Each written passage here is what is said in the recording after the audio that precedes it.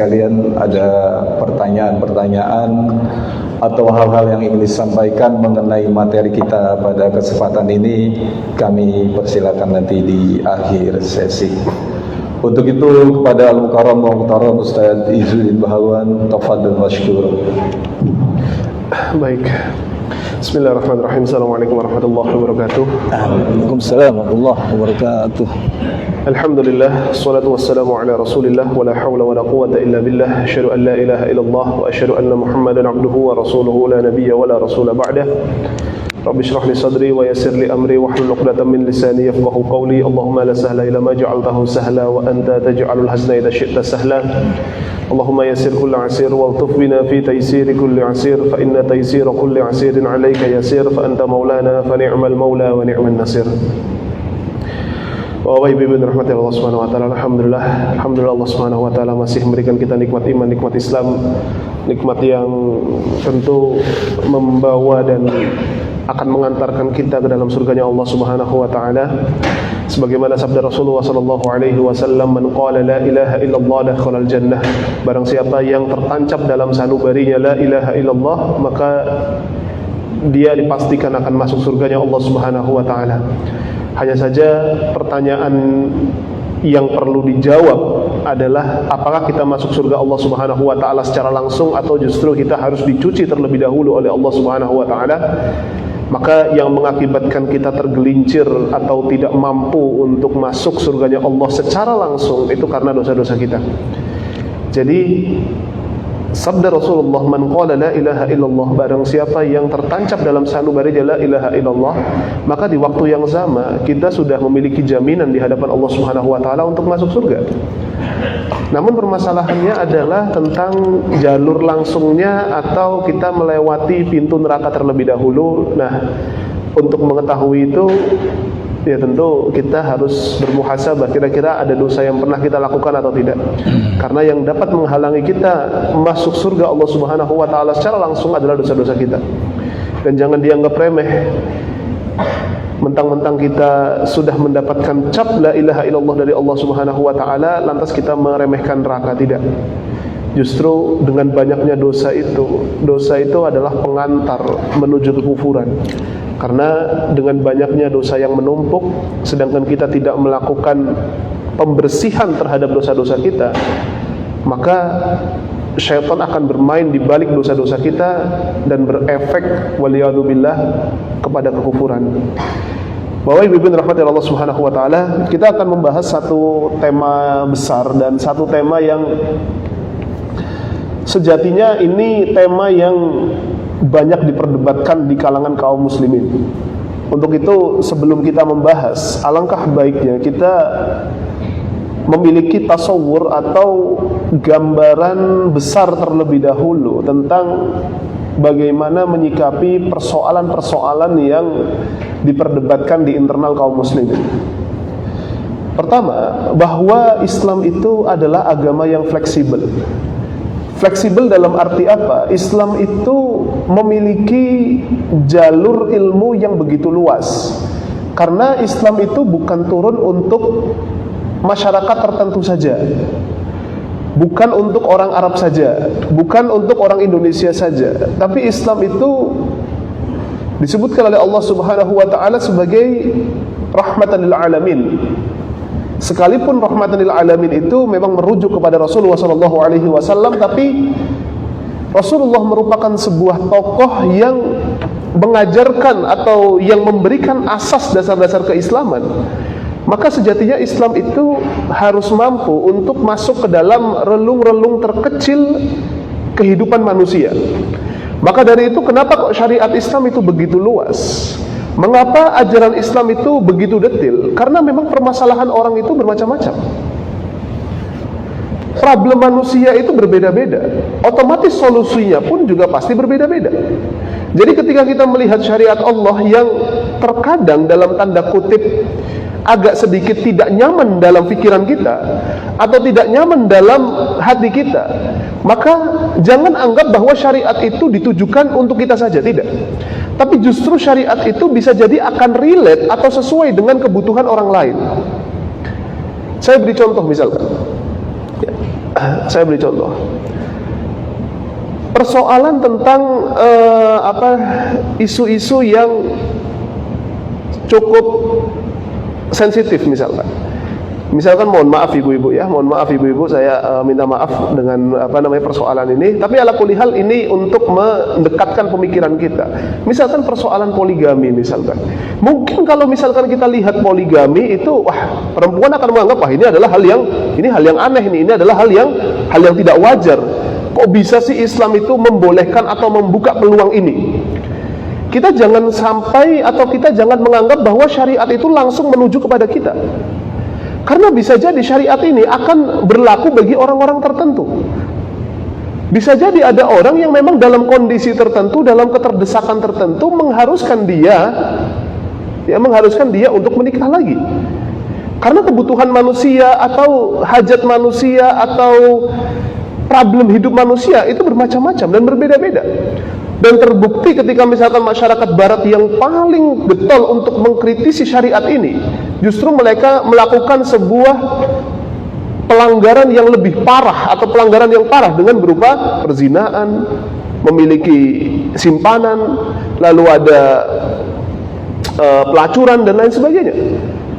Artinya syariat Islam itu masuk ke dalam setiap unsur dan urat nadi umat Islam, dan dia berlaku untuk satu masyarakat tapi belum tentu akan berlaku bagi masyarakat yang lain dalam kondisi tertentu. Tapi ada satu syariat yang memang harus dilaksanakan oleh siapapun.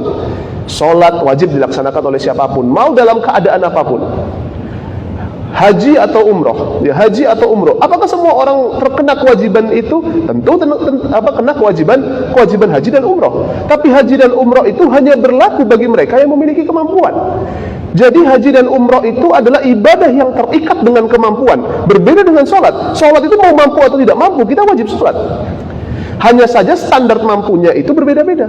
Ada orang yang mampu sholat berdiri, dia wajib berdiri. Ada yang orang mampu sholatnya dengan duduk, dia wajib dengan duduk. Ada orang yang tidak bisa berdiri, tidak bisa duduk, maka dia sholat sambil berbaring. Tapi sholat itu wajib dilaksanakan dalam keadaan apapun. Berbeda dengan haji dan umrah, dia hanya berlaku atau melekat kewajibannya itu bagi mereka yang mampu. Nah, itu yang pertama, bahwa syariat Islam itu bermacam-macam, berbeda-beda, karena memang kebutuhan masyarakat itu berbeda-beda. Masyarakat Jakarta, masyarakat perkotaan, dengan masyarakat yang tinggalnya di desa, tentu kecenderungannya berbeda. Maka dari itu, ada beberapa syariat-syariat yang mungkin relate bagi masyarakat perkotaan, tapi tidak relate bagi masyarakat yang ada di kampung, yang ada di desa. Tentu berbeda sekali. Nah, itu yang pertama. Terus yang kedua, mukadimah yang kedua adalah bahwa perbedaan pendapat di kalangan para ulama itu adalah hal yang sangat biasa sekali. Jadi jangan dianggap bahwa perbedaan itu adalah atau sama dengan perpecahan. Itu dua hal yang berbeda. Jangan sama dengankan antara perbedaan dengan perpecahan. Itu dua hal yang berbeda. Kalau perbedaan itu sama dengan perpecahan, maka dunia ini akan carut-marut sampai hari kiamat. Kehidupan berumah tangga itu akan carut-marut karena perbedaan antara laki-laki dan perempuan. Kecenderungan laki-laki berbeda, kecenderungan perempuan itu berbeda. Laki-laki yang memiliki dominasi di dalam logikanya, perempuan memiliki dominasi dalam perasaannya.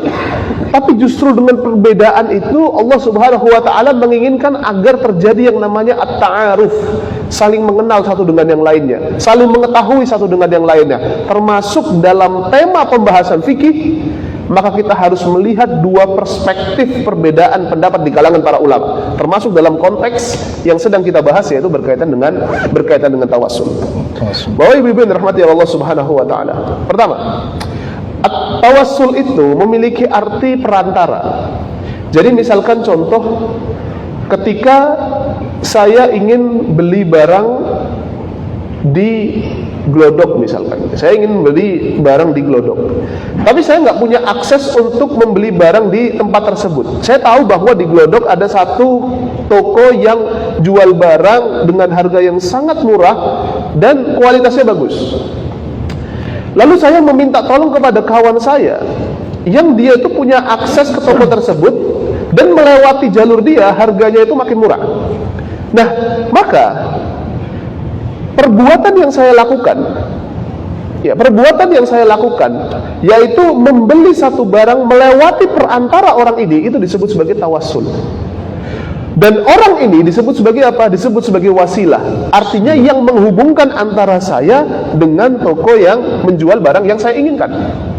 Jadi permintaan saya terhadap saudara saya ini atau kawan saya untuk mengambilkan barang itu disebut sebagai tawassul. Dalam konteks syariat, tawassul itu berarti meminta sesuatu dari Allah Subhanahu wa taala melalui perantara tertentu. Karena perantara atau wasilah yang diajarkan oleh Rasulullah SAW tidak hanya terbatas kepada manusia saja. Jadi misalkan contoh, kita memiliki hajat untuk berangkat haji, tapi ternyata kemampuan kita masih sangat terbatas sekali. Akhirnya kita tahu ada orang soleh di sekitar kita dan kita meminta kepada beliau, Ustadz atau Pak Kiai atau Habib, tolong saya minta doakan saya, mudah-mudahan saya dimudahkan untuk bisa menabung melaksanakan ibadah haji. Nah, proses tadi atau permintaan tadi untuk didoakan itu disebut sebagai tawassul.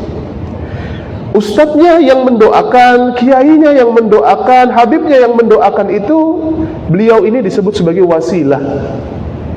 Nah, jadi proses itu disebut sebagai tawassul. Nah, pertanyaannya adalah, apakah tawassul itu diperbolehkan atau tidak?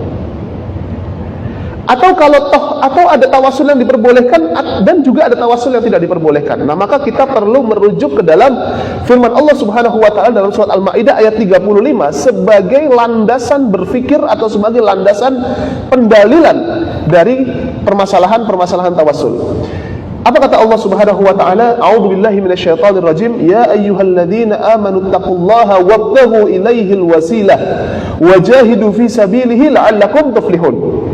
Wahai orang-orang yang beriman, bertakwalah kepada Allah Subhanahu wa taala dan carilah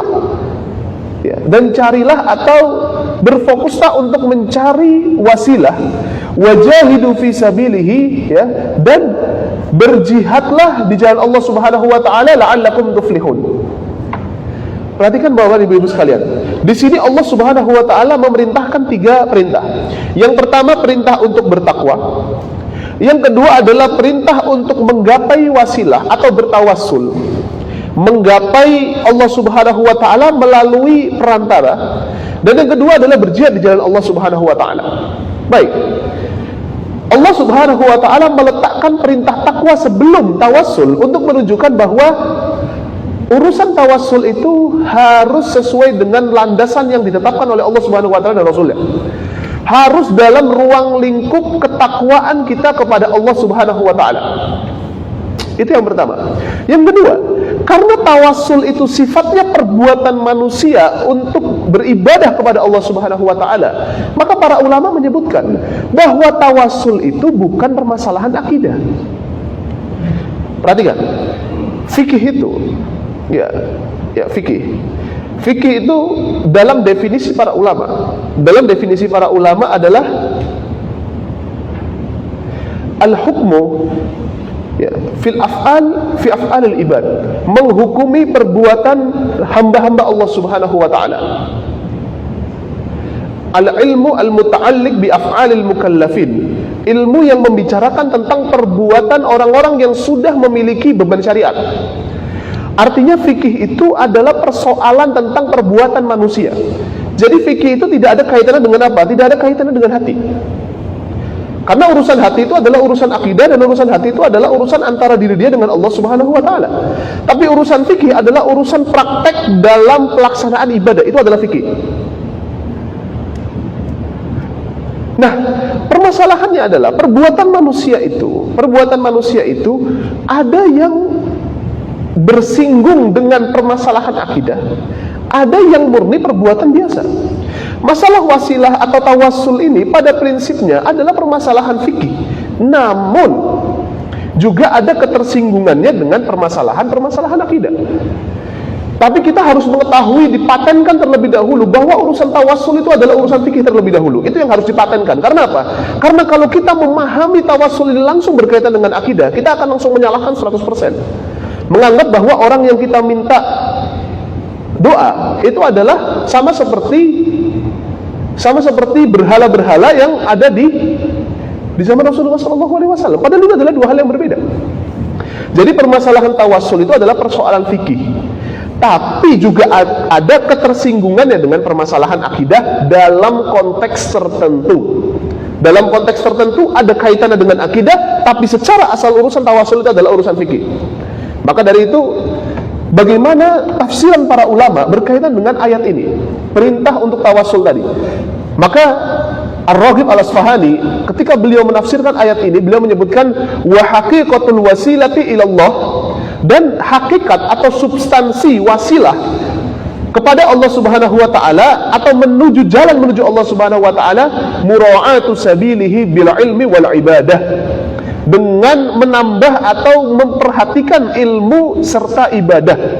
Jadi wasilah menuju Allah Subhanahu wa taala itu caranya cuma dua.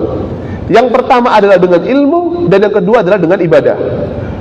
Wa taharri makarima syariati wa hiya kal qurbah, dan melaksanakan persoalan-persoalan syariah dengan mendekatkan diri kita kepada Allah Subhanahu wa taala. Sehingga dari pernyataan Ar-Raghib Al-Asfahani, kita singkat saja ya, tawassul itu memiliki dua model.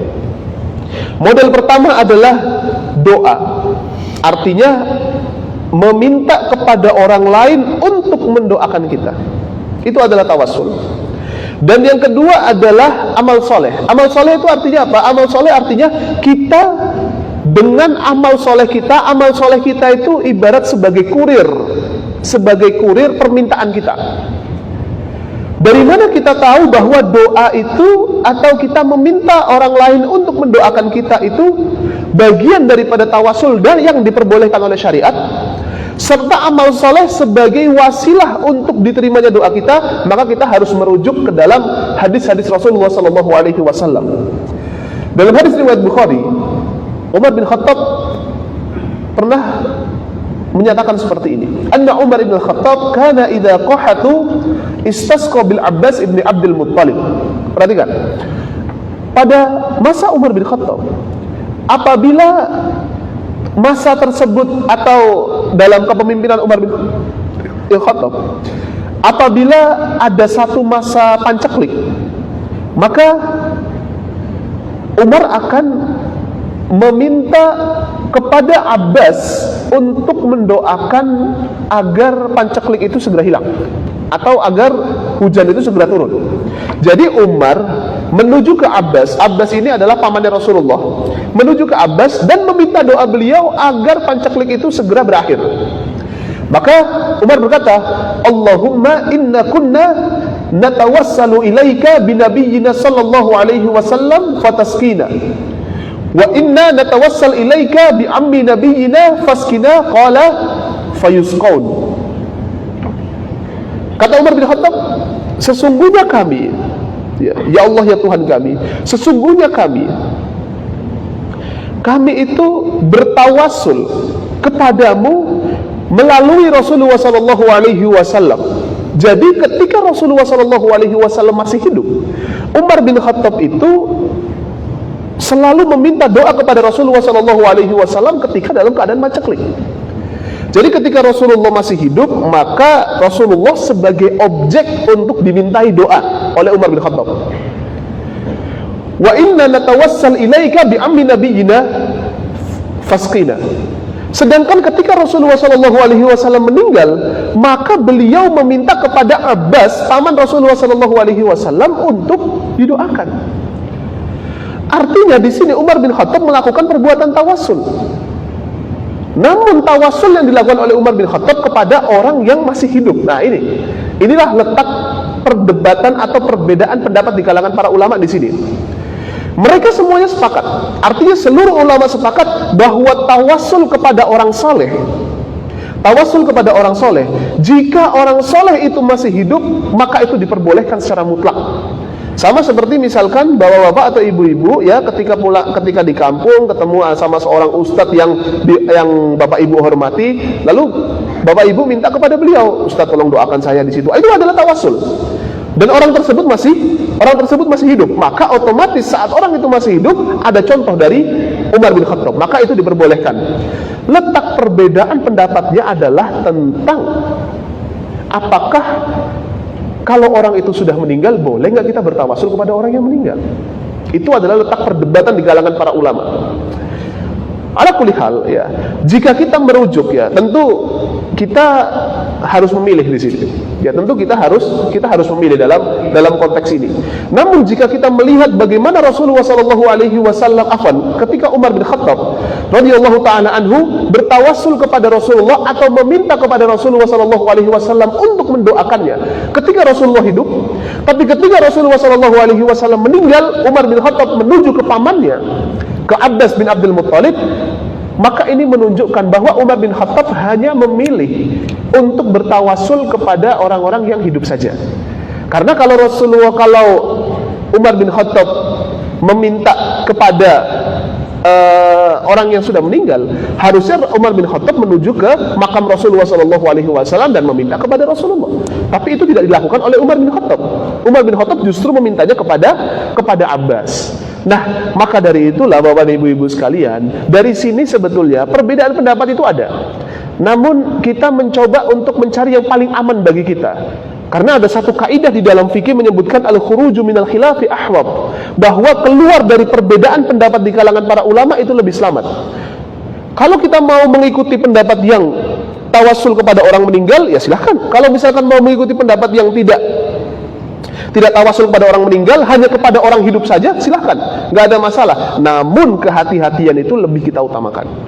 Kehati-hatiannya seperti apa? Selama orang soleh di sekitar kita masih ada, mintalah kepada mereka.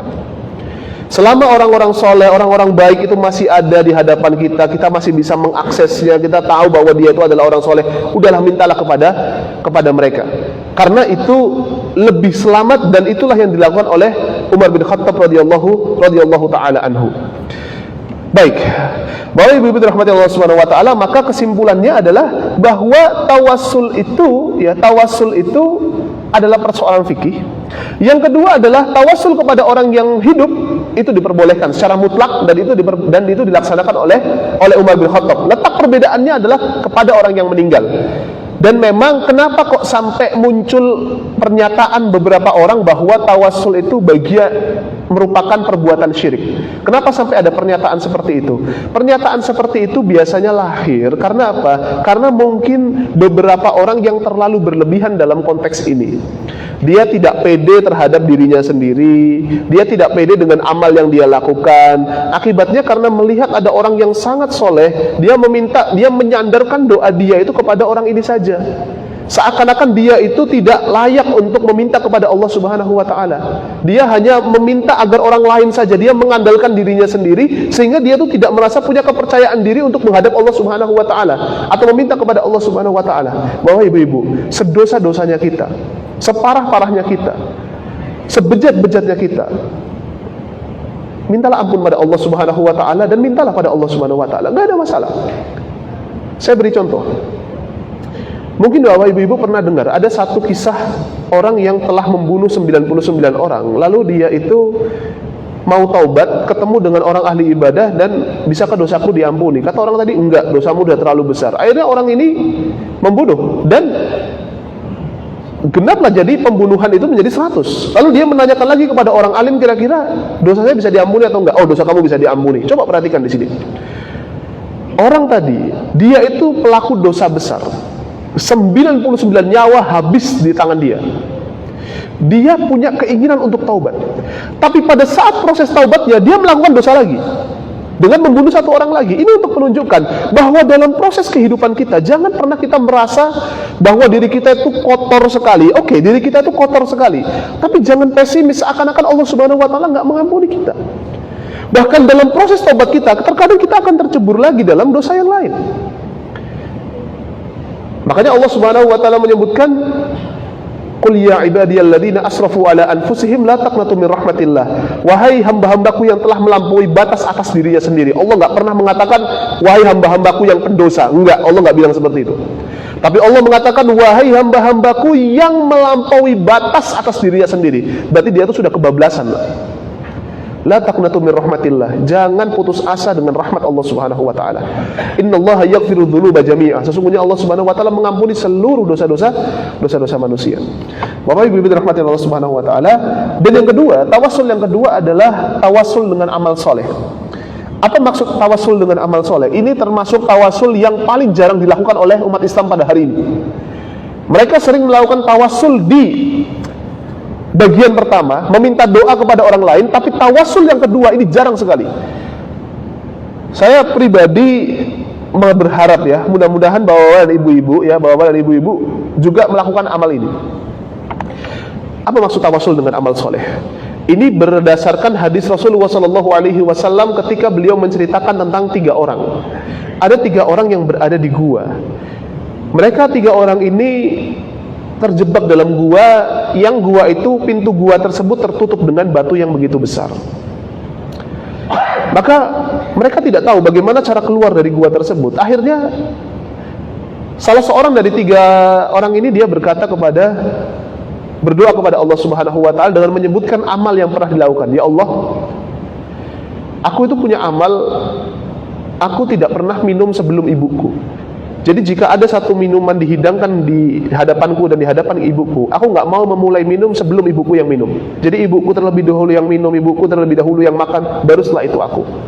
Jika amal ini memang tulus karenamu ya Allah, maka jadikanlah amal ini sebagai wasilah untuk membukakan atau menggeser batu ini.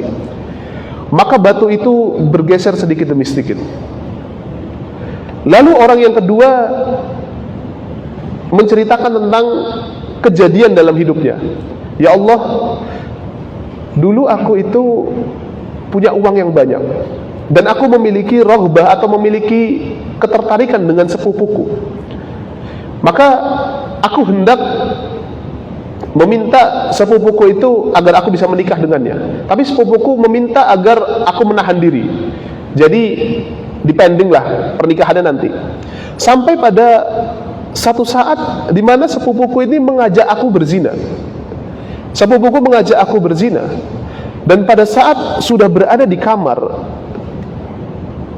antara dirinya dengan sepupunya ini hendak berzina, tiba-tiba sepupunya bilang kepada orang ini bahwa aku ini masih belum halal bagimu. Aku ini masih belum halal bagimu. Dari situlah akhirnya orang ini dia sadar dan meninggalkan perzinaan tadi. Dia meninggalkan perzinaan tadi. Ya Allah, jika amal yang aku lakukan tadi berupa meninggalkan perzinaan ini diridhoi olehmu ya Allah, arti engkau ridho dengan amalku ini ya Allah, maka jadikanlah amal ini sebagai pembuka gerbang gua tadi. Dan gua tadi terbuka sedikit demi sedikit. Dan yang ketiga adalah ada seorang yang dia memiliki pegawai, dia seorang pimpinan ya. Ya Allah, aku itu memiliki seorang pegawai yang ketika aku hendak menggajinya, pegawai ini atau karyawanku ini tiba-tiba pergi entah kemana. Lalu aku gunakan gaji yang seharusnya dia miliki itu, aku investasikan sehingga investasi itu menjadi lebih besar, sehingga gajinya ini menjadi berkembang. Lalu setelah beberapa saat karyawanku ini datang lagi ya Allah dan meminta haknya dariku yang sudah aku investasikan. Maka aku bukan sekedar memberikan gaji bagi dia, gaji awalnya, tapi hasil investasi dari gaji dia itu aku berikan seluruhnya kepadanya ya Allah. Maka dengan amalku ini jika engkau ridho ya Allah, maka bukakan pintu gua tadi. Akhirnya pintu gua itu terbuka. Ini menunjukkan bahwa tawasul dengan amal soleh itu diperbolehkan. Jadi bapak-bapak, ibu-ibu harus bisa menghormati amal yang pernah bapak ibu lakukan. Bapak ibu pernah nangis karena dosa. Bapak ibu pernah melakukan amal yang ikhlasnya luar biasa. Itu pasti pengalaman pernah ada. Sedosa-dosanya orang pasti ada satu amal yang pernah ia lakukan dan berkesan dalam hidupnya. Maka jadikanlah amal itu sebagai wasilah untuk menggapai seluruh harapan-harapan yang diharapkan oleh bapak ibu sekalian. Bapak Ibu pernah bantu orang ketika di jalan dia itu kesulitan, handphonenya hilang, lalu dompetnya hilang, bawa ibu-ibu bantu di sana, ya, dikasih uang, diantarkan sampai ke rumah. Maka amal tersebut itu kenanglah amal tersebut. Dan ketika kita dalam keadaan sulit, dalam keadaan terdesak, ya Allah, aku dulu pernah kayak gini ya Allah, itu bukan bentuk hitung-hitungan kita sama Allah Subhanahu wa Ta'ala, tidak. Justru syariat yang mengajarkan hal tersebut agar kita sadar bahwa amal kita itu harus dirayakan. Amal kita itu harus kita hormati, bukan amal kita itu kita biarkan saja begitu saja, udahlah yang penting Allah Subhanahu wa Ta'ala tahu. Nggak bisa.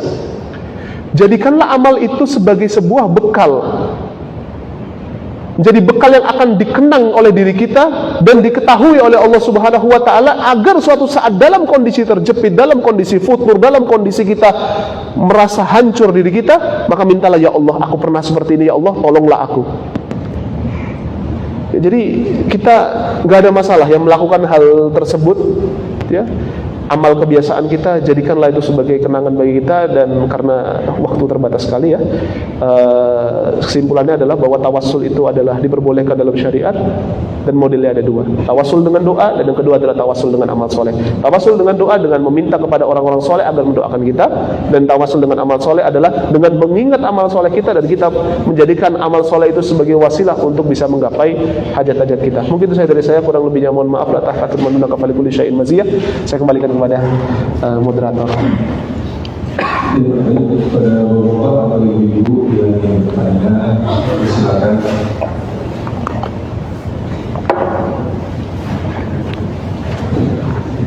Pak Suwarno.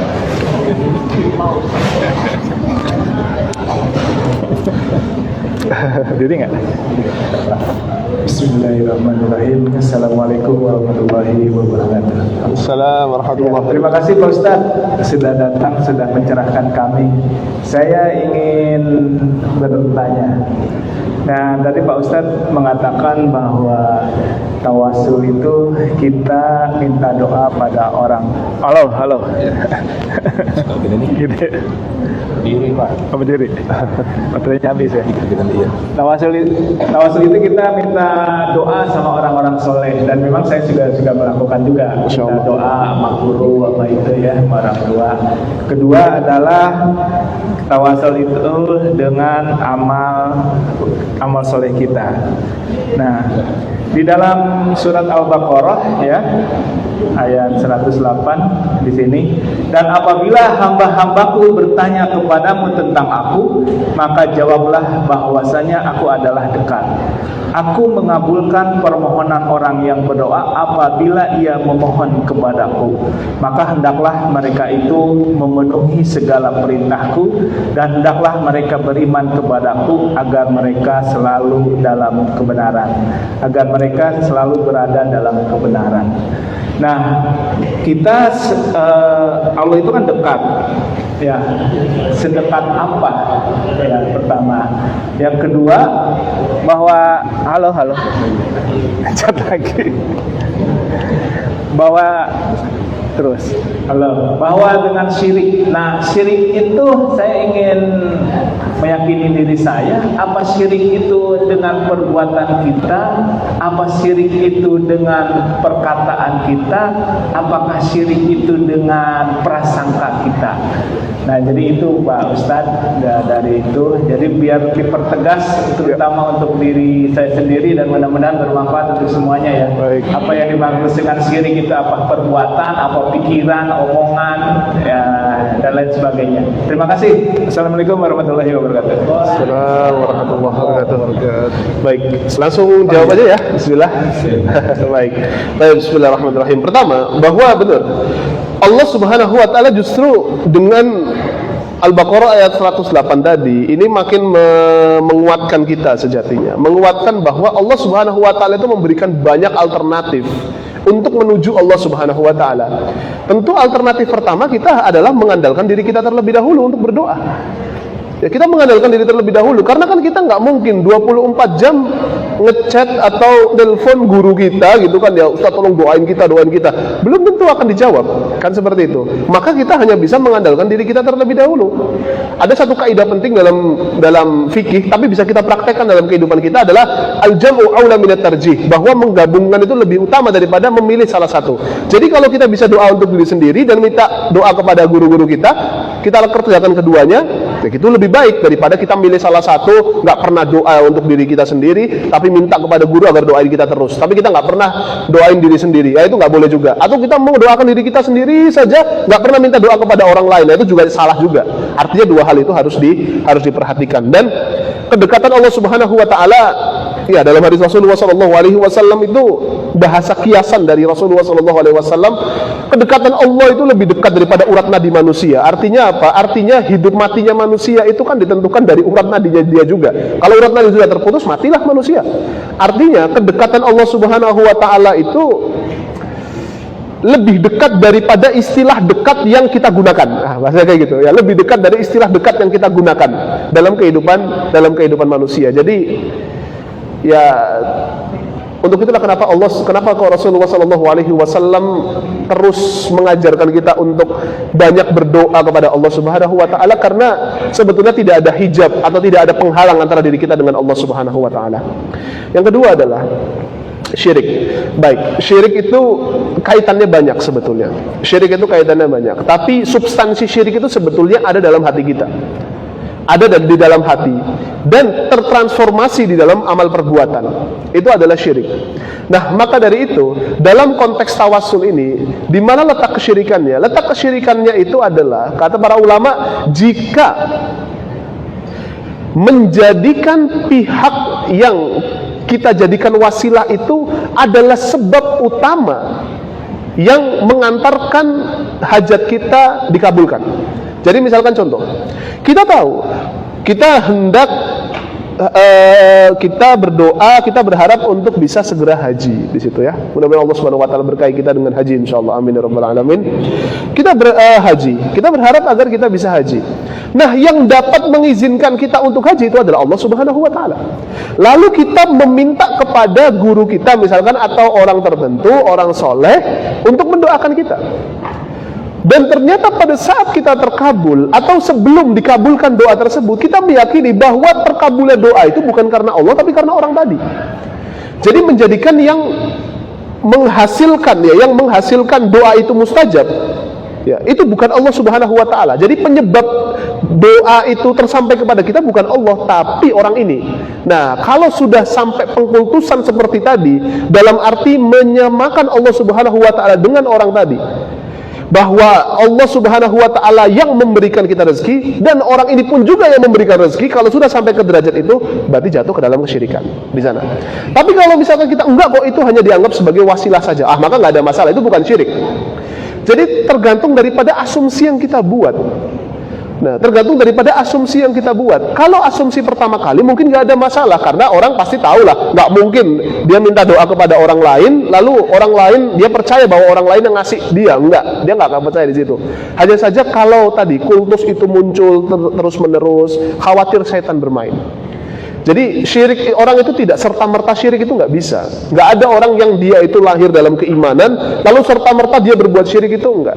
Biasanya dia akan melalui proses yang begitu panjang sehingga dia jatuh ke dalam kesyirikan. Jadi syirik itu ibaratnya sebagai penyakit keras lah. Orang itu kan sebelum sampai kena diabetes tingkat tinggi, dia itu kan karena sudah terkena penyakit-penyakit sebelumnya. Imunnya bermasalah, terus ditambah lagi makannya tidak dijaga. Akibatnya apa? Akibatnya kena diabetes parah. Nah, diabetes parah itu adalah ibaratnya syirik ya. Dia tidak mungkin serta-merta muncul tiba-tiba orang sekali pertama lakukan langsung syirik, itu enggak. Tapi karena akumulasi dari amal perbuatan yang dia tidak lakukan dengan baik dan banyak melaksanakan dosa, atau karena terhalang dengan pengkultusan yang di luar dari kewajaran. Seperti itu mungkin, wallahu a'lam. Ya baik, karena waktu juga sudah pukul 1, mungkin cukup sekian Pak Ustadz. Ya. Mudah-mudahan pertemuan kita kali ini bisa menambah ilmu untuk diri kita sendiri. Untuk itu dipersilakan ditutup dengan doa, Ustaz. Baik. Baik, ala kulli hal. طيب أعوذ بالله من الشيطان الرجيم بسم الله الرحمن الرحيم حمدا شاكرا حمدا ناعما حمدا يوافي نعمه ويكافئ مزيده يا ربنا لك الحمد كما ينبغي لجلال وجهك الكريم وعظيم سلطانك اللهم اغفر للمسلمين والمسلمات والمؤمنين والمؤمنات الأحياء منهم والأموات إنك سميع قريب مجيب الدعوات ويا قاضي الحاجات اللهم إنا نسألك علما نافعا ورزقا طيبا وعملا متقبلا اللهم إنا نسألك الهدى والسداد اللهم إنا نعوذ بك من العلم لا ينفع ومن قلب لا يخشى ومن نفس لا تشبع ومن دعوة لا يستجاب لها اللهم أصلح لنا ديننا الذي هو عصمة أمرنا وأصلح لنا دنيانا التي فيها معاشنا وأصلح لنا آخرتنا التي فيها معادنا واجعل الحياة زيادة لنا في كل خير واجعل الموت راحة لنا من كل شر اللهم يسر كل عسير والطف بنا في تيسير كل عسير فإن تيسير كل عسير عليك يسير فأنت مولانا فنعم المولى ونعم النصير اللهم انصر من نصر الدين واخذل من خذل المسلمين اللهم انصر إخواننا المجاهدين في فلسطين اللهم انصر إخواننا المجاهدين في سوريا اللهم انصر إخواننا المجاهدين في كل مكان وفي كل زمن ربنا آتنا في الدنيا حسنة وفي الآخرة حسنة وقنا عذاب النار سبحان ربك رب العزة عما يصفون وسلام على المرسلين والحمد لله رب العالمين.